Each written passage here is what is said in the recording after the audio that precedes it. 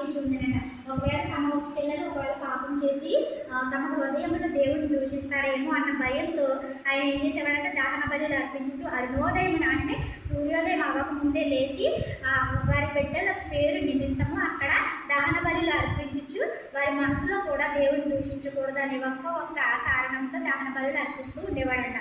అలాగే 8వ వచనంలో 6వ వచనంలో మనం చూసినట్లయితే దేవదూతలు యెహోవా సన్నిధిని నిలిచుటకై వచ్చిన దినమొకటి తటస్థించెను. ఆ దినమున అపవాది వాడు వారితో కలిసి వచ్చేది.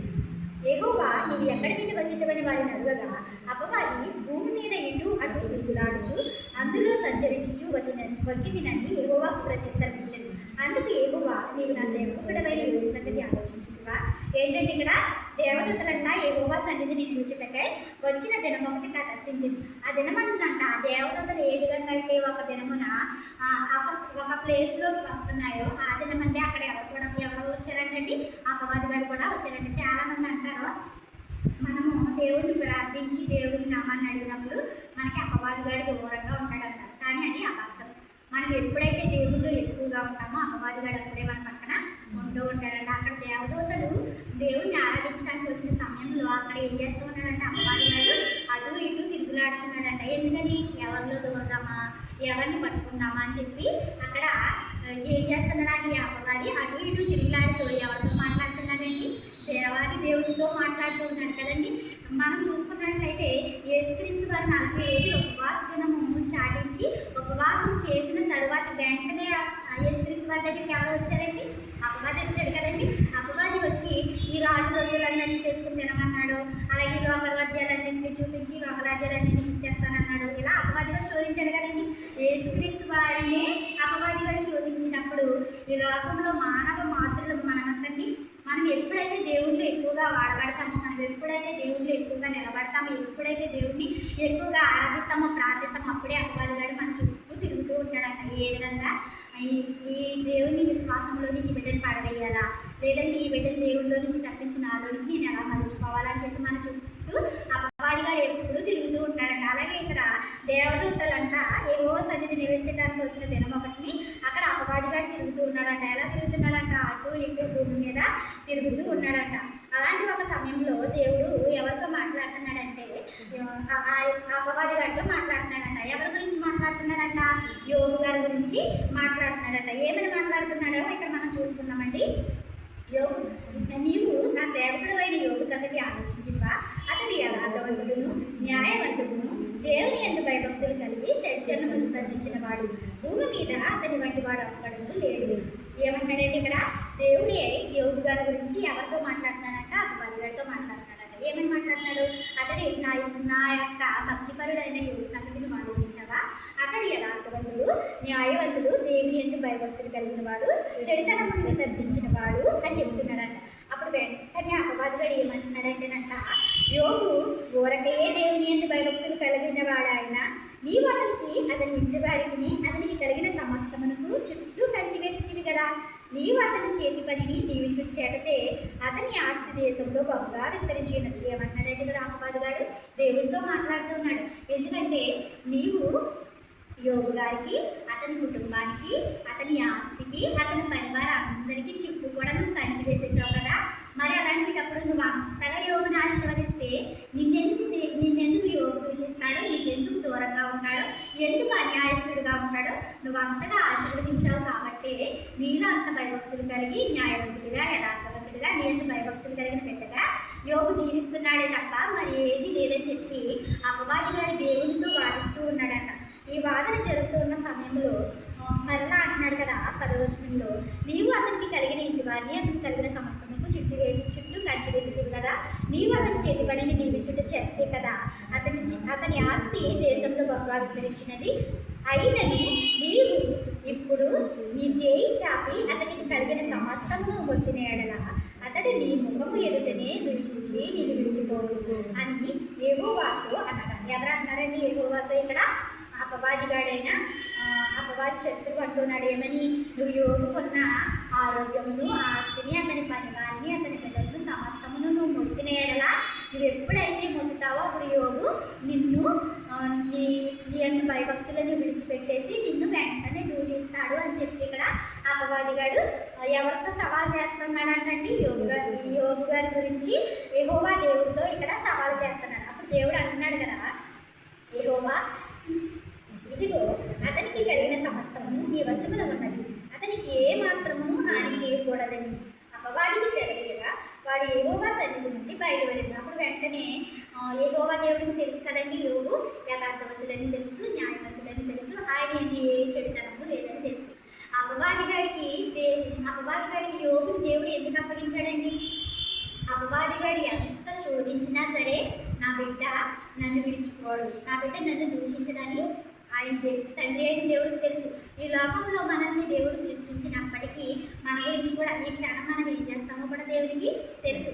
మనం మంచిగా మాట్లాడతామా, చెడుగా మాట్లాడతామా, మనం ఎవరి పట్ల ఏ విధంగా మాట్లాడుతూ ఉన్నాము, లేదంటే మనం ఎవరి వెనకాల ఏ విధంగా మాట్లాడుతున్నాము, ఎవరిని మనం గాయపరుస్తున్నాము అన్నీ కూడా దేవుడికి తెలుసు.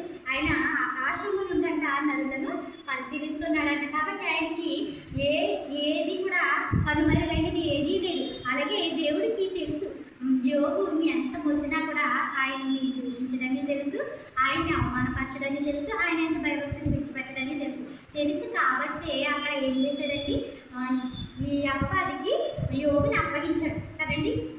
మరి అవ్వ ఆదామును మనం చూసుకున్నట్లయితే అవ్వ ఆదాము పాపం చేస్తారని దేవుడికి తెలియదండి, తెలుసు. కానీ నా మాట విని ఒకవేళ పాపం చేయకపోకుండా అపవాదికి లోబడిపోకుండా ఉంటారేమో అని ఒక చిన్న ఆశను అక్కడ కలిగి ఉన్నారు. కానీ వారు ఆ ఆశనైతే వారు నిలబెట్టుకోలేకపోయారు. కానీ ఇప్పుడు యోగు అలా కదండి, ఎప్పుడైతే యోగుని దేవుడు అపవాదికి అప్పచెప్పాడో అప్పుడు కూడా యోగు గారంట తమ యథార్థతను విడిచిపెట్టలేదంట. ఒక దినమున యోగు కుమార్తెలను తమ అన్న ఇంట భోజనం చేయొచ్చు, ద్రాక్షారసము పానము చేయొచ్చుండగా ఒక దూత ఆయన ఎద్దకు వచ్చి ఎద్దు నాగలు దున్నుచు గాడిదలు నాటి సమీపమును వేయుచుండగా, ఇదంతా మనకు తెలుస్తుంది కదండి. ఇదంతా కూడా మనం ప్రతి వారము ఏదో ఒక సందర్భంలో దైవజనుల ద్వారా దేవుడు మనతో మాట్లాడుతూనే ఉంటారు. యోగు గారి గురించి మాట్లాడుకోకుండా అయితే మనం అస్సలు ఉండం. యోగు గారి గురించి మనకు అందరికీ తెలుసు. అపవాదిగాడు ఒక్కొక్కటిగా యోగు గారిని మొత్తుతూనే వచ్చాడు కదండి. యోగు గారిని ఎంత మొత్తుతూ వచ్చినప్పటికీ కూడా ఆయన ఏ మాత్రమును ఆయన ఎందు భయభక్తులు కానీ, ఆయన ఎందు విశ్వాసమును కానీ, ఆయన ఎందు చెడుతనమును కానీ ఎప్పుడు కూడా ఆయన విడిచిపెట్టలేదు. ముందుగా తనకున్న బిడ్డలందరినీ యోగుని మొత్తాడు కదండి అపవాది. తమకున్న బిడ్డలను మొత్తినప్పుడు తన బిడ్డలందరూ కూడా చనిపోయినప్పుడు కూడా యోగు కృంగిపోలేదు కదండి, కృంగిపోలేదు. అలాగే తనకున్న ఆస్తిని కూడా లాక్కున్నాడు, అప్పుడు కూడా యోగు కృంగిపోలేదు. అంటే కాకుండా తన శరీరమును కూడా మనం అధ్యాయం ఎంత మనం చదువుకున్నట్లయితే మనకు కనపడుతుందండి. తన శరీరమును కూడా అపవాదిగాడు మొత్తాడు కదండి. శరీరం అంతా కూడా వ్యాధితో నిండిపోయి బూడిదలో కూర్చుని చిలపెంకులతో ఆ శరీరమును కోరుకుంటూ ఉన్న పరిస్థితుల్లో కూడా యోగు తన యథార్థతను కానీ, న్యాయవంతను కానీ, అలాగే తనకున్న భయభక్తులను కానీ ఎప్పుడు కూడా ఆయన విడిచిపెట్టలేదు. యథార్థవంతంతో న్యాయవంతుడై భూమి మీద జీవించాడు కనుక యోగుని దేవుడు ఎంతగానో వాడుకున్నాడు, ఎంతగానో 1000 రెట్టింపు ఆశీర్వాదాలు దేవుడు యోగు జీవితంలో ఉంచాడు. చిలపెంకులతో బూడిదలో కూర్చుని కోరుకుంటున్నప్పుడు అంట తన ముగ్గురు స్నేహితులు, మనం ప్రతివారం ఏంటంటే ముగ్గురు స్నేహితులు వచ్చి ఒక్కొక్క రోజు ఆయన బలహీనపరుస్తూ వచ్చారంట. ఎందుకు ఇంకా నువ్వు దేవుడిని ఆరాధిస్తూ ఉన్నావు, ఎందుకు ఇంకా నీకు దేవుడు ఏం చేశాడు, నీ బిడ్డలను మొత్తాడు, నీకున్న యావదాస్తిని మొత్తాడు, అలాగే నీకున్న పరిచారం అంతటిని మొత్తాడు, ఆఖరికి నీ శరీరాన్ని కూడా దేవుడు మొత్తాడు అని అంటున్నాడు. అని అక్కడ ఎప్పటికైనా నువ్వు దేవుడిని విడిచిపెట్టేసి నువ్వు ఇదైపని చెప్పి తన స్నేహితులు ఎంత ఇబ్బంది పెట్టినప్పటికీ కూడా ఆయన స్నేహితులను గద్దించాడే తప్ప తన హృదయంలో కూడా దేవుని గురించి ఒక్క చిన్న మాట అయినా కూడా ఆయన పలకలేదంట.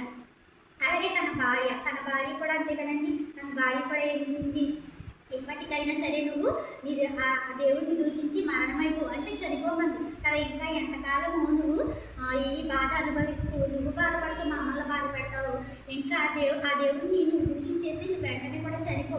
ఒక భార్య తన భర్త ఎడల ఎంత ప్రేమ కలిగి ఉండాలండి.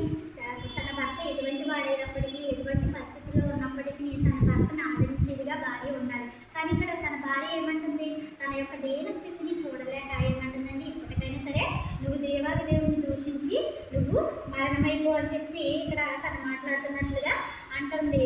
అప్పుడు 21వ వచనంలో మనం చూసుకున్నట్లయితే, నేను నా తల్లి గర్భంలో నుండి దిగంబరినే అక్కడికి తిరిగి వెళ్ళాను, యెహోవా ఇచ్చెను, యెహోవా తీసుకుని పోయాను, ఆయన నామమునకే స్తుతి కలుగును గాక ఫ్రెండ్స్, అక్కడ ఉన్న ముగ్గురు స్నేహితులు ఆయన నామాన్ని ఘోషించమన్నప్పుడు వారికి చెప్తున్న సమాధానం అండి. ఏమంటున్నాడు? నేను నా తల్లి గర్భం నుండి దిగంబరినే వచ్చింది, దిగంబరినే అక్కడికి తిరిగి వెళ్ళేదని యెహోవా ఇచ్చాను, యెహోవాకి తీసుకొని పోయాను, ఆయన నామానికి స్తుతి కలిగినాక. ఈరోజు మనకున్న పరిస్థితిని ఆ రోజుల్లో యోగుకున్న పరిస్థితిని మనం పక్కన పెట్టి చూసుకున్నట్లయితే యోగు చాలా గొప్పవాడు కదండి.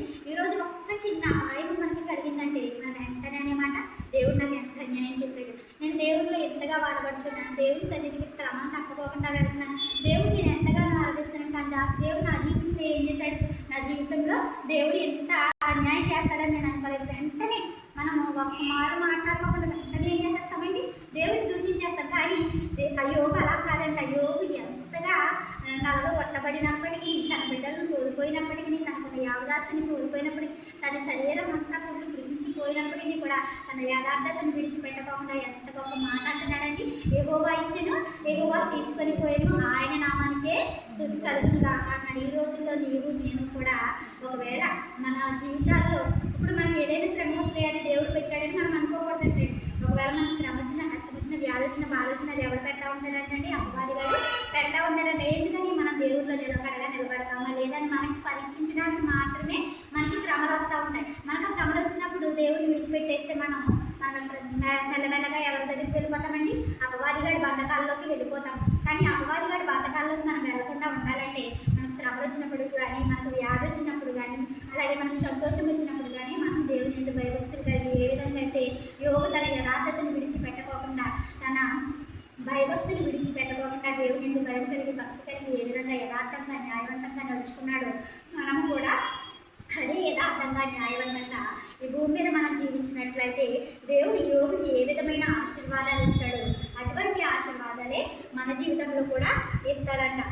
అందుకే ఇప్పుడు భార్య తను దూషించినప్పుడు నువ్వు మరణమైపో అన్నప్పుడు మనకు ఒక మాట కనపడుతుందండి. 10వ వచనంలో మనం చూసుకున్నట్లయితే అందుకు తన భార్యని ఏమంటాడంట, మూర్ఖురాలు మాట్లాడినట్టు నువ్వు మాట్లాడుచున్నావు, మనము దేవుని వలన మేలు అనుభవించుదుమా, కీడు అనుభవించడానికి మనము తగదా అంటున్నాడు. ఈ సంగతులలో ఏ విషయం అందు యోగు నోటి మాటలోనైనను పాపము చేయలేదు. తన క్రియలతోనే కాదండి, నోటి మాటతో కూడా అంట యోగు ఏం చేయలేదంట, పాపము చేయలేదు. అందుకే దేవుడు యోగు గారిని గురించి సాక్ష్యం పలుకుతూ ఉన్నాడు. యోగు వంటి నీతిమంతుడు లేడంటున్నాడు, యోగు వంటి యథార్థవంతుడు లేడన్నాడు, యోగు వంటి న్యాయవంతుడు లేడన్నాడు, యోగు వంటి భయభక్తులు కలిగిన వాడు లేడన్నాడు. ఎందుకంటే తన నోటి మాట ద్వారా అయినా సరే ఆయన పాపము చేయలేదంట. యోగు పాపం చేయలేదు. అందుకే భార్యను అంటున్నాడు, మూర్ఖురాలు మాట్లాడినట్టు మాట్లాడుతున్నావు, మనం దేవుని యందు మేలు అనుభవించడానికే మనం ఉన్నామా, కీడు అనుభవించడానికి మనం లేదా. ఇదే వాక్యాన్ని మన జీవితంలో పెట్టి మనం చూసుకున్నట్లయితే మనం కూడా ఈ విధంగానే యోగు వల్ల జీవించగలం. మనలో ఏదైనా కష్టం వచ్చినప్పుడు దేవుడు మనకు సుఖాలు మాత్రమే ఇవ్వాలా, దేవుడు ఈ కీడు ఇచ్చినప్పుడు మనం దేవునికి కృతజ్ఞతలు చెల్లించలేమా అని మనం అనుకుని మనల్ని మనం మార్చుకోగలిగితే దేవుడు యోగుని ఎంతగా అయితే ఆశీర్వదించాడు కదండి. 2 అంతల ఆశీర్వాదం జీవితంలో ఇచ్చాడు కదండి. యోగుకి ఏ విధంగా తన కుమార్తెలను కోల్పోయాడో మరలా కుమార్తెలను ఇచ్చాడు. మరలా 2 అంతల ఆశీర్వాదం అంటే ఎట్ల నుండి గొర్రెల నుండి అన్నటిని కదా 2 అంతలుగా దేవుడు ఆశీర్వదించాడు. యోగు తన జీవితంలో అన్ని ఆశీర్వాదాలు ఎలా పొందుకున్నాడండి, ఏ మాట ద్వారా అయినా సరే దేవుడిని దూషించలేదు, దేవుడికి యథార్థవంతుడుగా న్యాయవంతుడుగా లోకంలో జీవించాడు. కాబట్టి అటువంటి గొప్ప ఆశీర్వాదం. అపవాదిగాడి ఎంత మొత్తాలని చూసినప్పటికీ కూడా అపవాదిగాడి నామానికి అపజయము, దేవుని నామానికి జయము కలుగులాగా యోగు జీవించి మనకు మాదిరిగా చూపించాడు కదా. మనం కూడా ఎన్ని శ్రమలు వచ్చినప్పటికీ, ఎన్ని నిందలు వచ్చినప్పటికీ, ఎన్ని వ్యాధులు వచ్చినప్పటికీ, ఎన్ని బాధలు వచ్చినప్పటికీ అపవాదిగాడి నామానికి అపజయం కలుగులాగున, మన దేవుని నామాన్ని మనం గణపరిచేలాగున యోగు వలె యథార్థవంతంగా న్యాయవంతంగా భయభక్తులు కలిగి మనము భూమి మీద నివసించినట్లయితే దేవుడు మన జీవితాల్లో కూడా అద్భుత ఆశ్చర్య కార్యములు జరిగించడానికి ఆయన శక్తివంతుడు, బలవంతుడు, న్యాయవంతుడు. ఆయనలో ఏమాత్రమును మంచితనం అనేది లేకపోకుండా లేదండి. ఆయన యథార్థవంతుడిగా జీవించాడు. మనలో అయినా స్వార్థం ఉన్నది